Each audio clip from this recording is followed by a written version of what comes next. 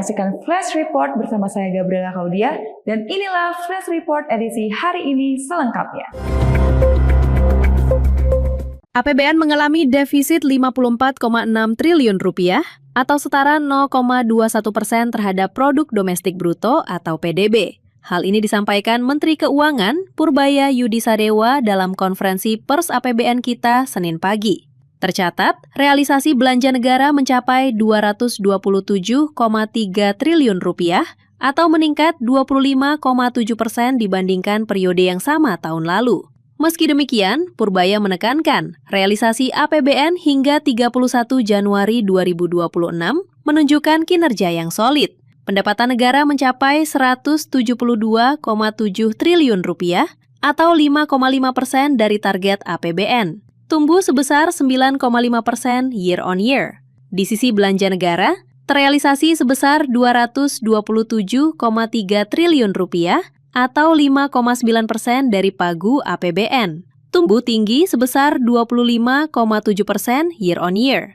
Menurut Purbaya, hal ini menunjukkan akselerasi belanja pemerintah sejak awal tahun mendukung program prioritas, menjaga daya beli, dan mendorong pertumbuhan ekonomi di triwulan pertama. Realisasi APBN menunjukkan kinerja yang solid. Pendapatan negara telah mencapai 172,7 triliun rupiah atau 5,5% dari target APBN, tumbuh sebesar 9,5% year on year. Kinerja ini ditopang oleh penerimaan pajak perpajakan yang tetap kuat, serta PNBP yang mulai menunjukkan pemulihan di luar komponen non berulang tahun lalu. Sementara itu, defisit berkesinambungan primer tercatat sebesar 4,2 triliun rupiah, menunjukkan posisi fiskal yang tetap terkelola secara prudent. Dari sisi pembiayaan, realisasi mencapai 105,1 triliun rupiah atau 15,2% dari target. Hal ini dilakukan demi menjaga momentum pertumbuhan ekonomi dalam negeri agar tetap stabil dan terjaga.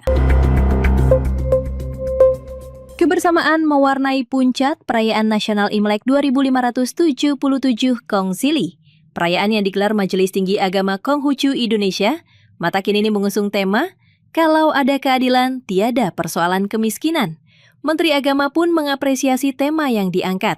Menurutnya, keadilan harus dibangun dengan semangat persaudaraan dan kepedulian sosial.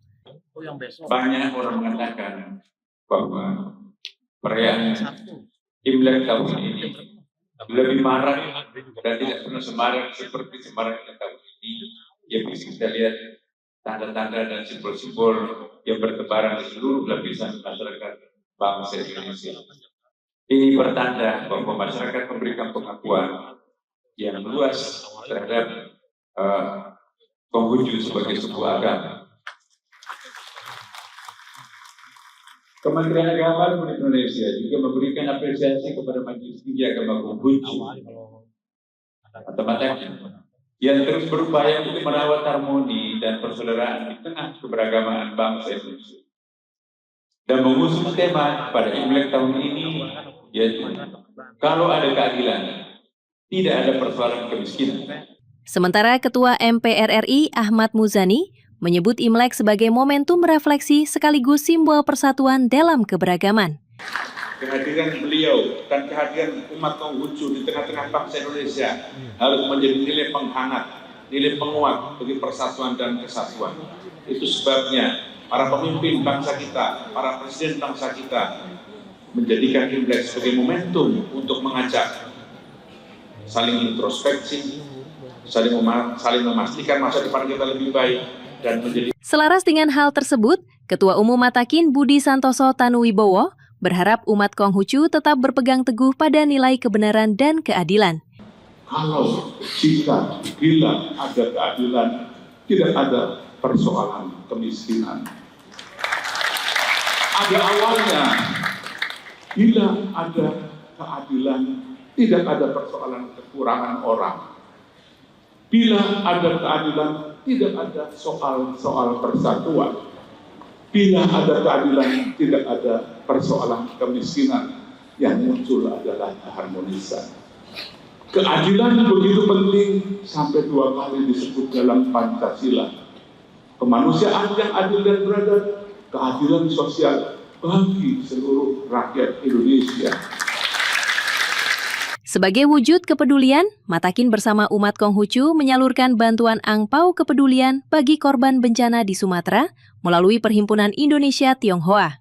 Perayaan Imlek Nasional 2577 Kongsili tidak hanya menjadi momentum spiritual, tetapi juga penegasan nilai keadilan dan solidaritas sosial bagi seluruh anak bangsa. Sigit Purnomo, Eljon Media, melaporkan. Demikian Flash Report kali ini. Ikuti terus berita terkini seputar pariwisata, bisnis, dan investasi di eljonnews.com. Jangan lupa follow Instagram @eljonnews, @eljontv.official. Saya Gabriel Claudia, sampai jumpa.